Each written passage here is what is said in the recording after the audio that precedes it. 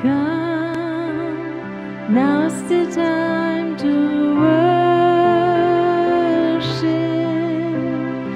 Come, now is the time to give your heart for your God.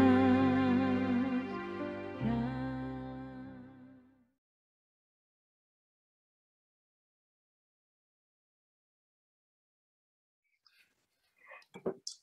Ce qui me tient beaucoup à cœur, c'est de parler de ce monde invisible, de ce monde spirituel.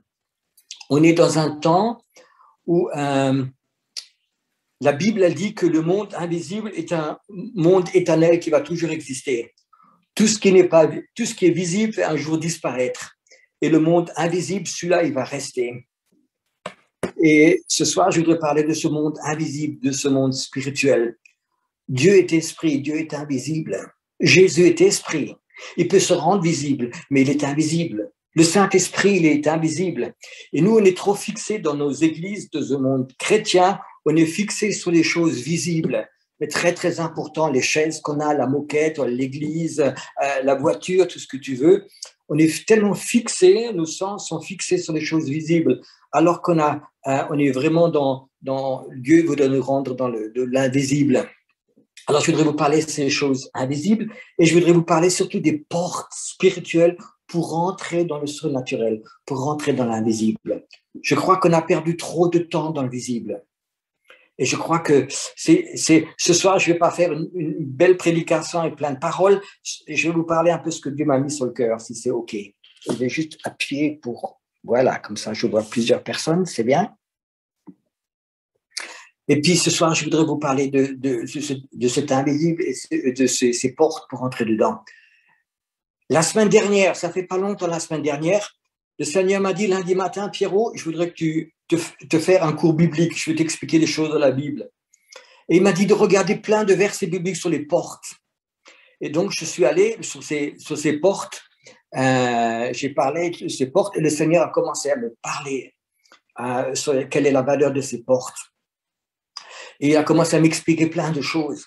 Et il m'a dit, maintenant, on va pratiquer. Va dans cette ville et je vais t'enseigner comment ça marche. Alors, je voudrais quand même vous donner qu'est-ce que c'est une porte spirituelle? Une porte dans le naturel, c'est aller d'un endroit à l'autre. Pour aller de ta cuisine, de ton salon, de la cuisine, il faut que tu passes une porte. Donc, une porte, c'est dans le monde invisible, c'est toujours quelque chose pour passer d'un endroit à l'autre. Pour passer du naturel dans le surnaturel, il faut passer à travers une porte. Et je crois que c'est un temps où Dieu veut ouvrir des portes. Alors, je voudrais quand même vous lire quelques-uns de ces versets que le Seigneur m'a montrés. Alors, peut-être un verset que vous connaissez tous, enfin, vous ne connaissez peut-être pas. C'est Rebecca. Sa famille l'a bénie avant qu'elle ait parti. Alors, là, il y a marqué la famille de Rebecca a béni Rebecca avant de partir et lui a donné une bénédiction. Et là, ils ont dit, cette bénédiction, puisse ta postérité posséder la porte de ses ennemis.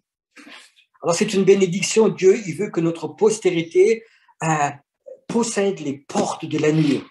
Alors, il y a des portes où il y a des ennemis, il y a des anges ou des démons dans certaines portes.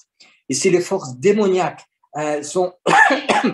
si les forces démoniaques sont dans ces portes, nous ne pouvons pas y passer. Je vais donner juste un exemple. Beaucoup de pasteurs, ils prêchent un message, il y a une sorte d'onction qui vient dessus, et quand le message est terminé, ils disent « Amen, que Dieu vous bénisse, allez à la maison ». Alors que pendant le message, peut-être une porte s'est ouverte pour le surnaturel. Mais il ne passe pas à travers cette porte. Pourquoi? Parce que souvent, dans cette porte, il y a quelqu'un. Il y a peut-être un petit esprit qui dit « Mais tu n'es que pasteur, tu n'es pas prophète, tu n'es pas apôtre. Qu'est-ce que les gens vont penser quand tu rentres dans le surnaturel? Ça ne va pas marcher. » Et tant que cette petite force, elle est dedans, cet esprit est dans cette porte, tu ne passeras pas, tu n'oseras pas. Et je crois qu'il faut que tu saches que beaucoup de portes, Dieu veut les ouvrir, mais c'est à nous souvent de les délivrer, de libérer ces portes. Quand j'ai été tout jeune chrétien, j'ai eu une invitation qui était presque surnaturelle. Il y avait un prophète qui s'appelait Bob Mann. C'était un Écossais. Et il avait à Majorque un hôtel où il faisait des séminaires prophétiques. Et les gens venaient d'Allemagne, de Suisse, ils allaient là-bas et ils recevaient un enseignement prophétique. C'est un homme qui servait dans le réveil, dans le feu de Dieu. Et je suis arrivé et comme je sortais d'une petite église pentecôtiste très, très traditionnelle, j'avais l'habitude des longues prédications des pasteurs avec 25 ou 40 versets bibliques, et puis avec un Alléluia et des Amen, et puis tu rentrais à la maison et tu étais rempli. Et là, je suis allé voir ce prophète, et lui, il prêchait pas comme tous les pasteurs, il racontait des choses. Et il disait, et quand il avait fini de prêcher, il disait Amen, il fermait les yeux, il disait Saint-Esprit, que veux-tu que je fasse maintenant? Et je n'avais jamais vu ça. Et je disais, ce monsieur, il est fou, qu'est-ce qu'il fait? Il fermait les yeux et puis il a dit Yes, Lord, yes, Lord, yes, Lord. Et puis brusquement, il allait chez des gens et disait, Seigneur va te dire ça, le Seigneur va te guérir. Il se promenait dans la salle, il faisait des choses. J'avais jamais vu ça. Et le soir, pareil, il a nouveau un message, exactement pareil. Et puis, il dit Amen. Il dit, Saint-Esprit, qu'est-ce que je dois faire? Et il refait exactement pareil. Moi, je pensais, est-ce que c'est de la manipulation? Est-ce que c'est juste? Qu'est-ce que c'est Dieu? Est-ce qu'on peut faire ça? Et puis, comme le 3e, 4e jour, il a refait ça.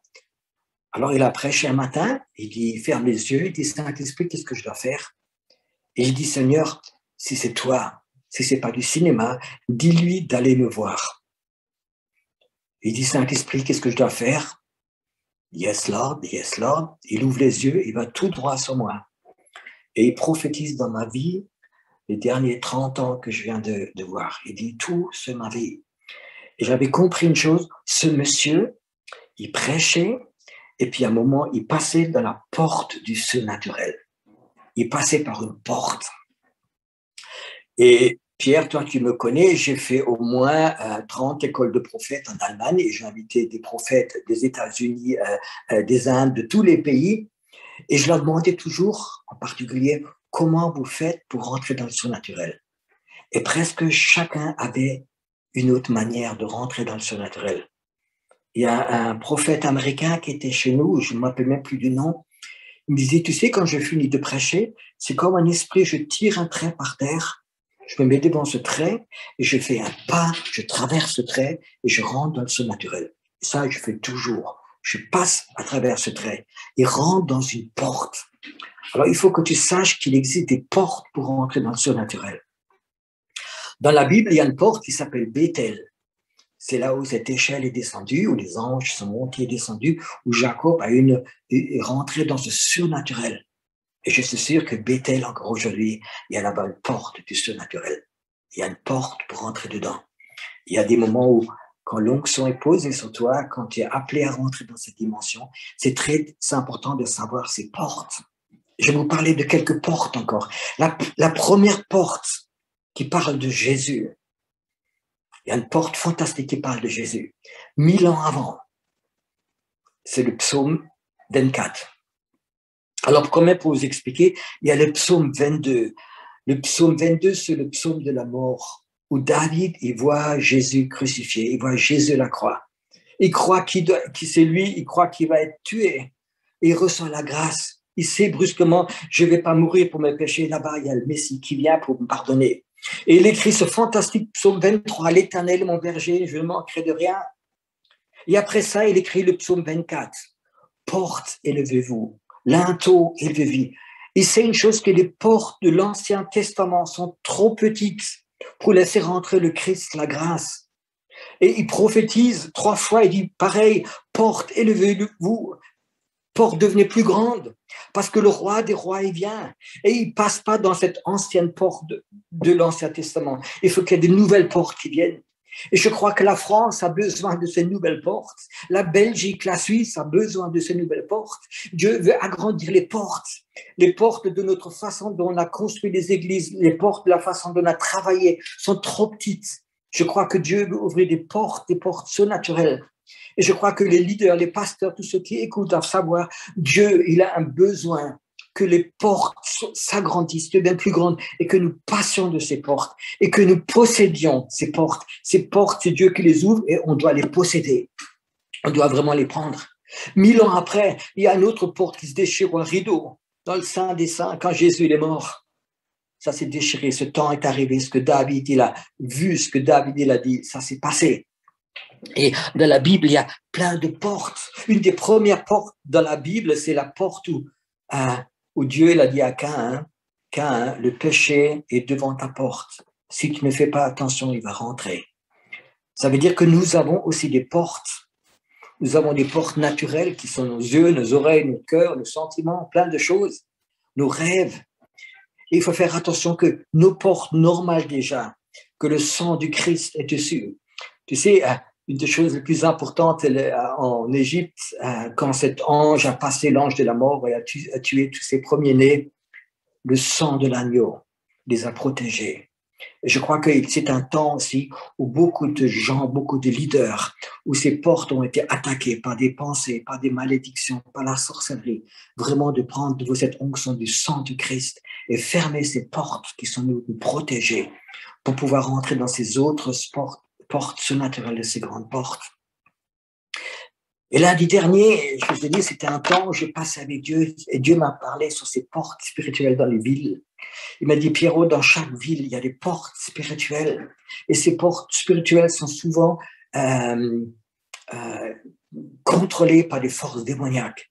Et je veux que ces portes spirituelles soient plus contrôlées par des forces démoniaques, mais que c'est des anges qui se mettent dans ces portes, que des chrétiens se lèvent et commencent à prier pour ces portes spirituelles dans cette ville. Il m'a envoyé dans une ville qui s'appelle Mannheim. Mannheim, c'est une ville qui est entre Stuttgart et Francfort. C'est une ville qui fait à peu près 200 000 habitants, où j'ai souvent prié. Le Seigneur dit, il y a 6 ou 7 grandes portes spirituelles, il faut que tu les délivres. Et la première porte qu'il m'a montrée, c'est cette autoroute principale qui rentre dans la ville. Et sur cette autoroute principale dans cette ville, il y a un deuxième pont juste à côté du chemin de fer. Et le Seigneur m'a dit, tu vois, ça, c'est une des portes. Va là-bas. Et je suis allé donc là-bas en voiture. Et je suis descendu, je me suis mis sur ce pont à travers l'autoroute et je sentais vraiment une oppression. Je sentais une tristesse, quelque chose de démoniaque. J'avais presque envie de pleurer et de repartir. Et je sais que Dieu m'a envoyé là-bas et je suis resté un bon mois à prier. Puis à un moment donné, c'est comme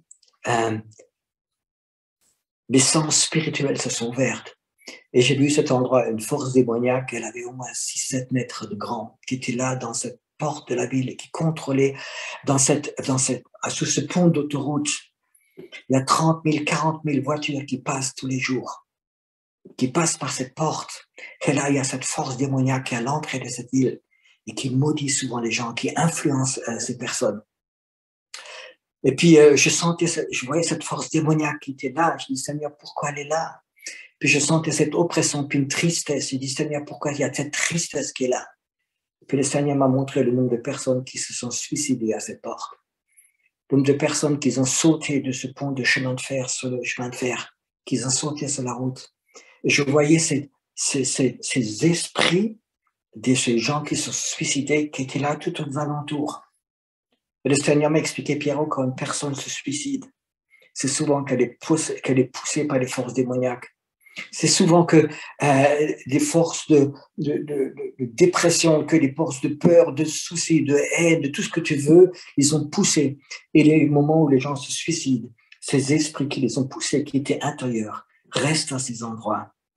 Et c'est souvent aussi le cas, par exemple, dans une maison où des gens se sont suicidés, les gens, après qui achètent cette maison, sentent encore souvent ces esprits qui étaient dans cette personne qui s'est suicidée dans la maison, sont souvent encore là. C'est pour ça que je dis aux chrétiens, quand vous achetez une maison, ne connaissez pas le passé, libérez cette maison qui a plus d'influence sur vous. Et je voyais ces tout petits démons qui étaient là, et ce grand démon qui pouvait contrôler toute sa porte de la ville qui était là. Et je dis, Seigneur, qu'est-ce que je peux faire? Il m'a dit, prie que les anges viennent. Et puis j'ai vu vraiment 2 grands anges qui sont venus, ils avaient comme un filet de pêcheurs, qui ont ramené tous ces petits démons qui étaient là-bas sur la place, puis ils ont pris dans le filet, qui les ont emmenés. Et j'ai vu ce démon qui contrôlait tout, qui partait. Je dis, Seigneur, pourquoi il part? Il a dit, parce qu'il ne peut que rester, parce que ces gens qui se sont suicidés, c'est une offrande pour lui. C'est son droit. Et puis j'ai vu ces anges qui sont revenus, qui se sont mis dans cette porte. le Saint-Esprit m'a dit, tu vois, quand le réveil va venir, l'esprit du réveil, ils vont passer à travers ces portes. Et je crois que spirituellement, les portes ont une très grande importance. J'étais dans une autre ville, peut-être qu'on connaît en Suisse ou en Belgique, je ne sais pas si c'est une ville en Allemagne, qui s'appelle Speyer. Speyer en allemand. Et puis c'est une très belle ville où le Seigneur m'a envoyé il y a quelque temps prier. Et j'ai passé dans cette ville pour prier dans la zone, dans une grande zone. Il y a une grande cathédrale là-bas où il y a même des rois d'Allemagne qui ont été enterrés. C'est une ville très belle, très touristique aussi, très riche, pour prier dans cette ville.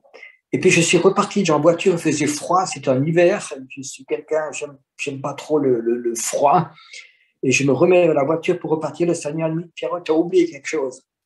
À l'entrée de la ville, il y a une porte, on voit encore vraiment une portique qui est là-bas. Va dans le portique prier.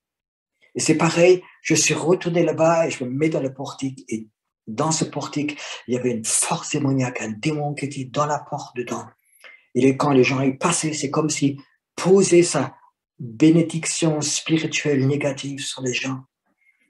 Et le Seigneur m'a dit, chasse ce démon, il n'a pas le droit de rester là. Appelle des anges qui se mettent dans cette porte dedans. Donc aujourd'hui, quand je passe dans cette porte, je sens ces anges qui sont là. Alors pour moi, un des plus beaux témoignages, je crois, 3-4 mois après cette histoire, il y a un pasteur de cette ville, de Speyer, il me téléphone et dit, Pierrot, j'ai entendu parler de toi, est-ce que tu pourrais prêcher chez nous? J'ai dit, ok, je viens. Je suis arrivé un dimanche matin, j'ai prêché dans cette église. Et puis, je commence à raconter ces histoires que j'ai priées dans leur ville. Déjà, c'est pas ma ville. J'ai prié dans la ville. Et j'ai passé dans cette porte. Et pendant que je prêche, il y a un homme qui se lève et il est en extase, avec une voix pleine d'extase. Et il commence à dire, frère, est-ce que vous vous rappelez à la réunion de prière il y a 3 mois, pendant qu'on priait, je me suis levé, j'ai interrompu les prières et j'ai commencé à prophétiser. Le Seigneur parle, vous n'êtes pas les seuls dans cette ville. Vous n'êtes pas seuls, j'ai envoyé mon prophète prier dans cette ville. Et c'était waouh! Je savais que Dieu, tu as vu, c'est toi qui as envoyé, c'est toi qui parles. Et puis les derniers temps, je veux dire, c'est quelque chose que le Seigneur me révèle de plus en plus, de rentrer dans ce monde invisible. Libérer vraiment ces portes. Parce que je crois que il existe des portes et je sais qu'il existe aussi des autoroutes spirituelles entre les pays. Les francs-maçons, quand ils ont construit leur ville, que ce soit Paris ou Berlin ou Madrid, tout ce que tu veux, quand ils ont construit ces villes, ils ont toujours fait que les artères principales de Paris et de Berlin, ils sont sur la même latitude. C'est les signes méridiens ou les lignes méridiennes qui sont dessus. Et ils savent échanger les esprits. Nous, les chrétiens, nous sommes des fois un peu limités dans notre tradition, dans nos églises dedans. Et le Seigneur m'a dit, il existe des routes spirituelles, comme dans les avions, il y a des routes qu'ils doivent prendre avec des contrôleurs. Il existe des routes spirituelles. Et je me rappelle, il y a un temps où j'ai fait beaucoup de conférences de jeunes, France, Allemagne, Belgique, Suisse, où des centaines de jeunes de France et d'Allemagne et de Suisse venaient. Le fils de Pierre, il est venu avec un bus complet avec des jeunes dedans. Et puis il y a eu un temps d'adoration, il y a des conférences de jeunes et le Seigneur m'a dit, tu vois, cette communion entre les nations, ça fait des ponts spirituels quand vous priez ensemble, quand vous adorez ensemble, faire vraiment des ponts spirituels entre les villes, entre les pays. Je crois qu'on a trop longtemps dormi. Trop longtemps, on était fixé sur construire des églises, construire des cathédrales, faire des organisations. Et ce monde invisible, ce monde spirituel, on n'a presque rien fait. Et je crois que c'est un temps où vraiment on veut rentrer dans cette nouvelle dimension dedans. Et je veux dire, pour moi, prêcher, c'est pas la chose la plus importante. Pour moi, la chose la plus importante, c'est vraiment d'être, comment je dire, comme une flèche dans le carquois de Jésus. Et quand il a besoin de tirer, il dit, Pierrot, j'ai besoin de toi. Et puis, il me tire quelque part et j'ai fait mon travail. Ou souvent, il n'y a personne. Il n'y a pas 5 000 ou 10 000 personnes en conférence, mais je suis tout seul, je suis la flèche de Dieu. J'ai donné ma vie au Seigneur et je lui ai promis d'être obéissant. C'est pour ça que je vous dis honnêtement, je ne sais pas prêcher, je ne suis pas un prédicateur, je ne suis pas un enseignant. Je sais rien d'autre que le Seigneur me met à cœur de donner à des personnes. et de partager un peu mes expériences. Il y a quelque temps, j'ai demandé au Seigneur, Seigneur, quel est mon ministère? Des fois, on ne sait plus. Alors, il y en a qui t'appellent apôtre, il y en a qui t'appellent prophète, il y en a qui t'appellent idiot, il y en a qui t'appellent je ne sais pas quoi. Pour moi, ça n'a pas beaucoup d'importance. J'ai dit, Seigneur, pour toi, qu'est-ce que tu veux de ma vie? Il m'a dit, Pierrot, la chose la plus importante, je vais te donner une clé. Les portes que tu ouvres resteront ouvertes. Je vais te donner une clé pour ouvrir, pour emmener les gens dans le surnaturel. Il y a quelques années, le Seigneur m'a parlé, mais Pierrot, je voudrais que tu appelles une armée de prières prophétiques. J'ai écrit des livres là-dessus, sur l'armée de prières prophétiques. Et j'ai dit au Seigneur, Seigneur, je veux tout faire pour toi, je vais évangéliser, je vais faire des cultes de guérison, des cultes de miracles, mais la prière, c'est pas mon truc. Pour moi, la prière, c'était pour les femmes. Les hommes, ils travaillent, c'est les femmes qui prient. Et pour moi, dans mon ménage, c'est toujours été comme ça.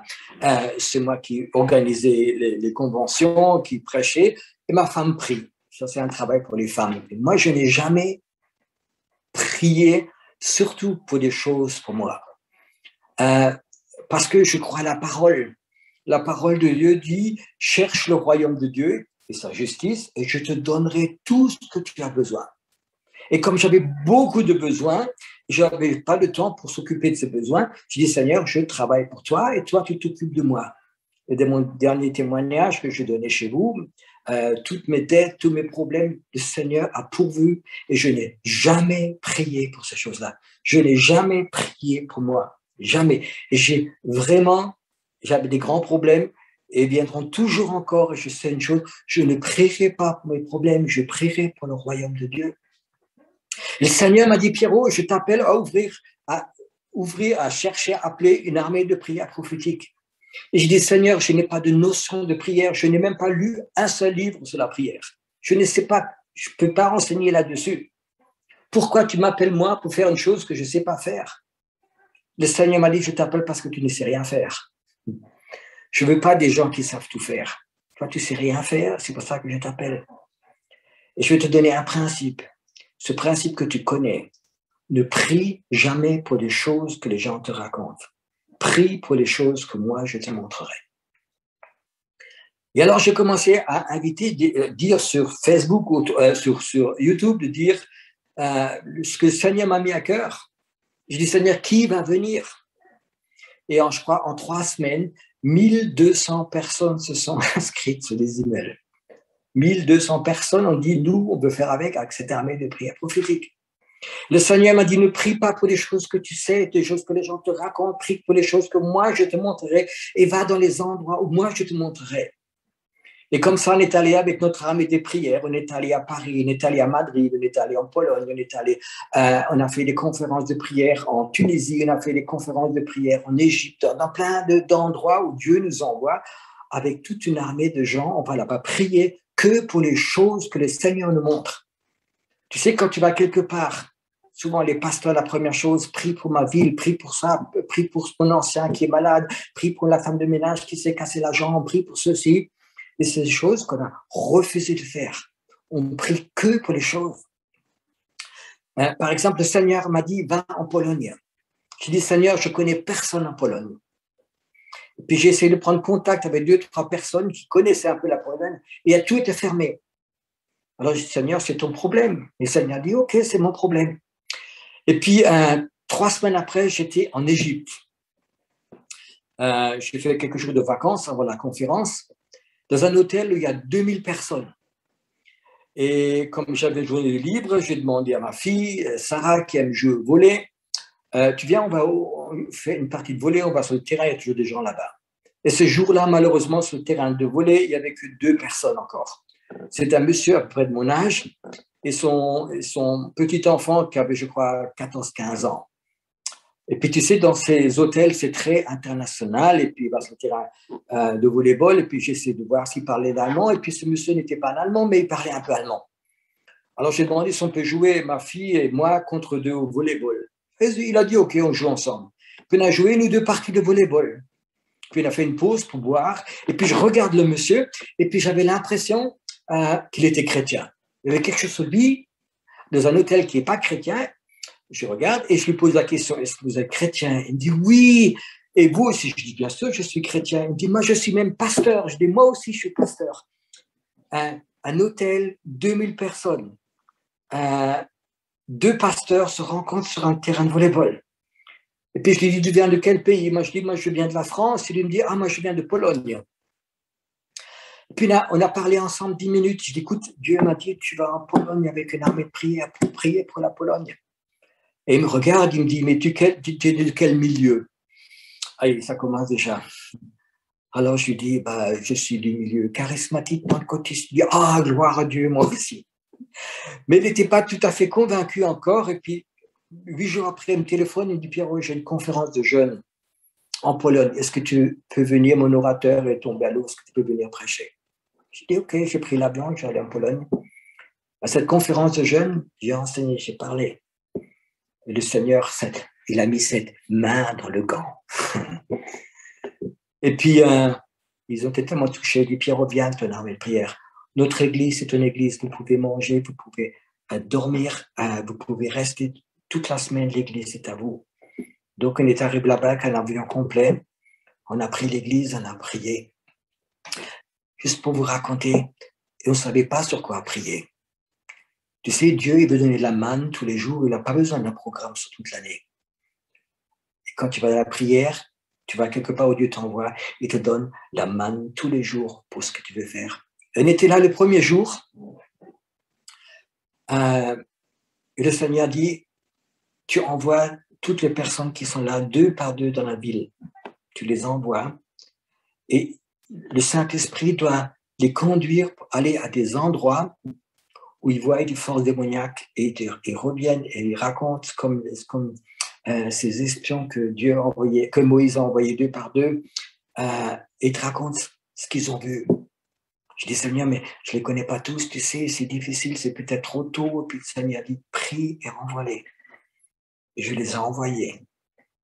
Le soir, ils sont tous revenus et ils m'ont raconté 2 par 2 aux différents endroits qu'ils étaient, où les forces démoniaques contrôlaient la ville, contrôlaient les rues, contrôlaient peut-être une école, une université. Ils ont vu toutes ces forces démoniaques. Il était là, il ne priez pas, racontez seulement ce que vous avez vu. Et le matin, le Seigneur dit, tu le renvoies là-bas aux endroits où ils étaient. Et ils ne prient pas. Et ils regardent ces forces démoniaques. Ils se mettent devant eux et ils les regardent. Et ils vont voir que les forces démoniaques, quand tu les vois, quand ils remarquent que tu les vois, ils disparaissent, ils ne peuvent pas rester. Ils sont comme les aveux. Et là, ils sont revenus le soir d'après, ils nous ont raconté que presque toutes les forces démoniaques, en les regardant, ils sont partis. Ils ont vu que c'est loin de Dieu. La main de Dieu est posée sur eux. Et tu sais, quand le soir, ils reviennent, il y a 50, 60 personnes qui sont rentrées dans le surnaturel et ils sont heureux. Ils sont heureux. Nous vivons dans un monde où on a le monde spirituel, on en a entendu parler. On a un tout petit peu lu de la Bible, mais on n'est jamais rentré dedans. Et je crois que c'est le temps où Dieu, avec ce Covid-19, il secoue les églises. Il ouvre les couvercles, il ouvre les dômes, et les gens vont rentrer dans une autre dimension.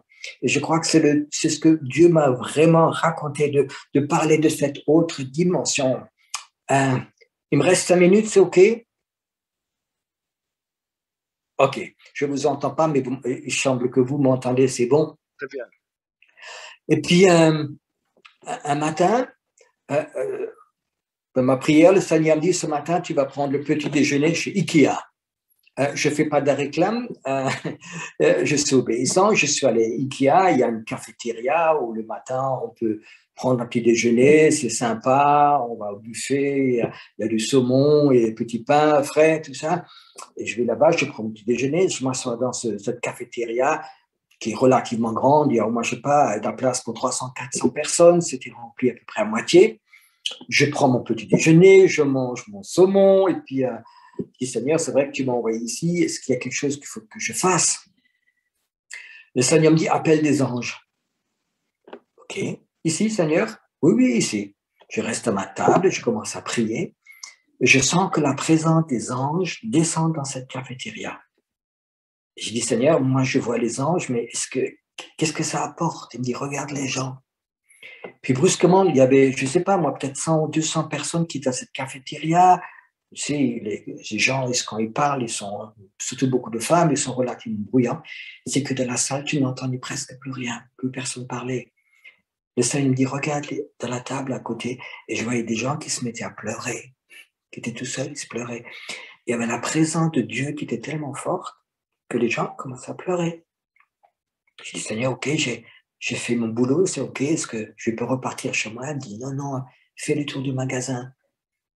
Puis je rentre dans le magasin, puis il y avait une exposition quelque part dans ce magasin de meubles.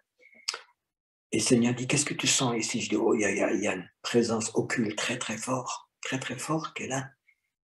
Il me dit, Pierrot, je touche tes yeux. Puis brusquement, dans cette salle qui faisait à peu près, je ne sais pas, 200 mètres carrés, je vois 4 petits, dans chaque coin, un petit démon, peut-être 1 mètre, qui était là, vraiment une force démoniaque, dans chaque coin de cette salle qui était là. J'ai dit, Seigneur, qu'est-ce que je fais maintenant? Il me dit, regarde-les. Parce que quand ils voient que toi, tu les vois, ils ne peuvent pas tenir. Et je les regarde un moment, et puis ça fait... Et puis tous les 4, ils partent comme ça dans cette salle. Et puis Seigneur dit, maintenant tu peux rentrer. Alors je dis, Seigneur, c'est bien, mais explique-moi pourquoi ils sont là. Il m'a dit, tu sais, il y a tellement de gens occultes qui ont un pouvoir occulte, qui vont dans des endroits comme ça, qui ont le pouvoir d'appeler des démons et de les mettre à certaines places. Et c'est des endroits où on sent cette oppression démoniaque, ce smoke spirituel où les gens vivent dedans. Le Seigneur m'a dit, Pierrot, je vais appeler des hommes et des femmes de Dieu à appeler des anges dans des endroits. Appeler la présence de Dieu dans des endroits. Ils ne feront rien d'autre, ils ne vont pas évangéliser. Ils vont appeler des anges qui vont descendre à des endroits, qui vont prendre des places clés, qui vont prendre à certaines routes, à des croisements, parce qu'il y a souvent à des croisements et des forces démoniaques qui contrôlent la ville. Il y a des anges qui veulent venir, qui veulent se mettre à la place. Les anges, ils vont venir quand Dieu te dit d'appeler des anges. Et je crois que ce ministère, beaucoup de gens vont l'avoir travaillé dans le monde invisible. Il y a 2 ans, le Seigneur m'a dit, tu vas à Toulon. J'ai dit, Seigneur, est-ce qu'il faut que je prêche quelque part? Est-ce qu'il y a une église? Il m'a dit, non, va à Toulon. Alors j'ai emmené ma femme, on est allé à Toulon, on a fait quelques jours de vacances dans le sud. Puis on est allé dans la ville le soir, le Seigneur monte en haut dans la ville, voilà, à côté de la montagne, il monte en haut. On s'est promené, puis à un moment donné, il y avait une présence de Dieu très, très forte. Dans cette rue où on était, c'était vraiment très fort. Je regarde ma femme, et puis elle me regarde aussi, elle était très touchée. Il y a quelque chose qui est là. Je dis, il y a des anges qui sont là. Et je parlais au Seigneur, je dis, Seigneur, qu'est-ce que tu veux que je fasse? Il m'a dit, appelle-les, tu as le droit de les appeler. Tu as le droit de leur parler. J'ai commencé à appeler tous les anges du sud, du nord de venir. C'est comme toute la rue, c'était rempli d'anges. Et puis, il y avait un ange très grand qui était là. Le Seigneur dit, tu peux lui parler. Il veut te communiquer. Alors, il m'a parlé, il m'a dit, Pierrot, c'est tellement important qu'il y a la communication entre les intercesseurs prophétiques et les anges. Parce que nous, les anges, on a les plans de la ville, on a les plans de réveil de Dieu pour la ville. Mais on ne peut rien faire si vous ne priez pas. On a besoin de vous pour prier. Arrêtez de prier pour vos bobos, mais priez pour le plan de Dieu qui se réalise. Et j'ai compris une chose. Dans chaque ville, il y a un ange de la ville. Il y a des anges à des endroits stratégiques, il y a des démons à des portes dedans. Et je crois que Dieu va appeler des intercesseurs à rentrer dans cette dimension. Je crois qu'il y a plein de gens qui étaient pendant des années dans les églises. C'est des gens qui ont donné toute leur vie au Seigneur. Ils ont été fidèles. Ils ont entendu des milliers de prédications. Mais ils savent qu'il y a plus, il y a une autre dimension. Et je crois que dans le cœur, il y a quelque chose qui est dedans. Je veux rentrer dans cette dimension. Je veux que ce couvercle qui était sur moi, qui m'a toujours... Je ne reçois pas plus que ce que je reçois ici. Je rentre dans une nouvelle dimension. Je me suis rendu compte, par exemple, avec YouTube, on peut toucher tellement de gens qu'on n'aurait jamais touché avant. Quand le Covid-19 a commencé, puis qu'on a commencé à fermer toutes les églises, le Seigneur m'a parlé, il m'a dit, Pierrot, va sur YouTube et fais 40 jours de prière.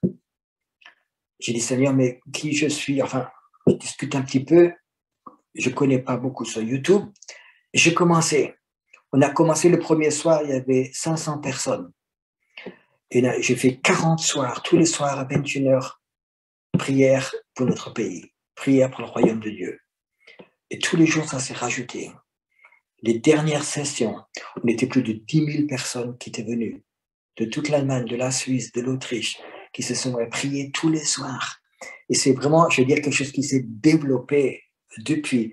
Et je crois que ça fait partie que les gens maintenant, c'est le royaume de Dieu qui les intéresse.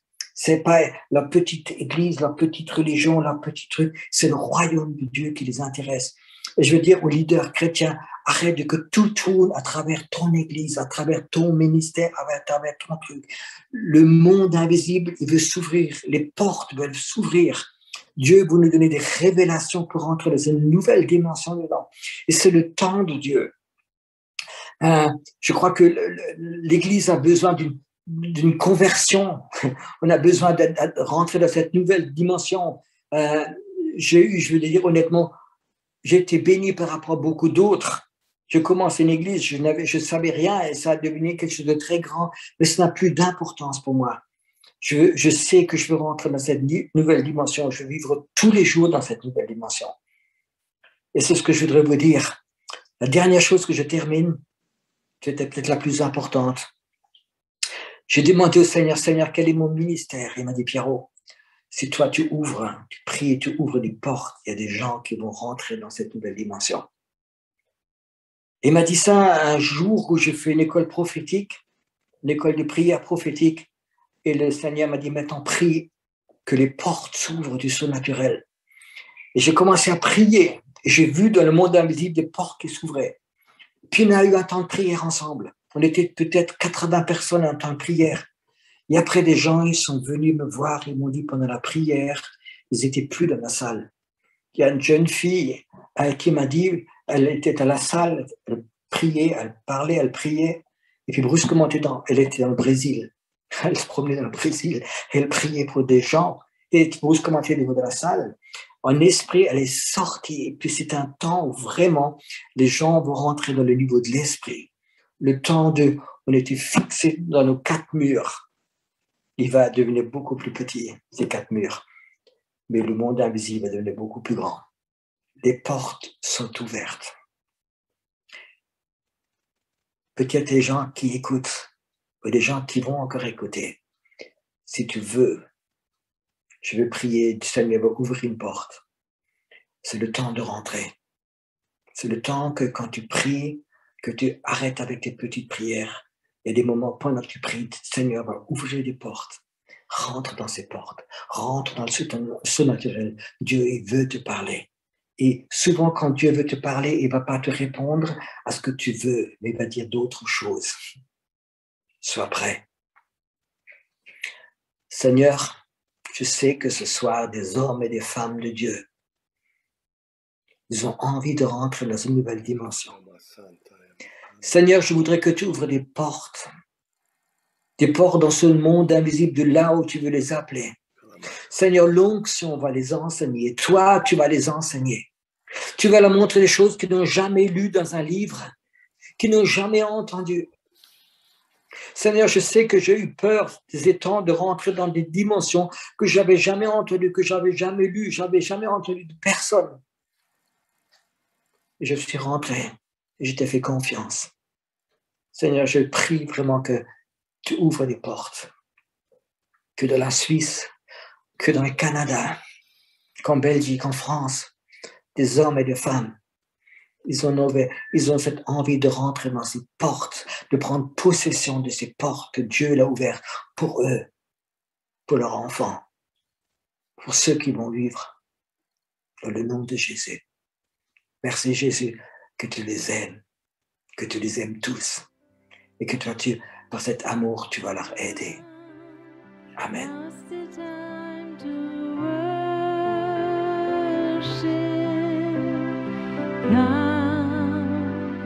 Now is the time.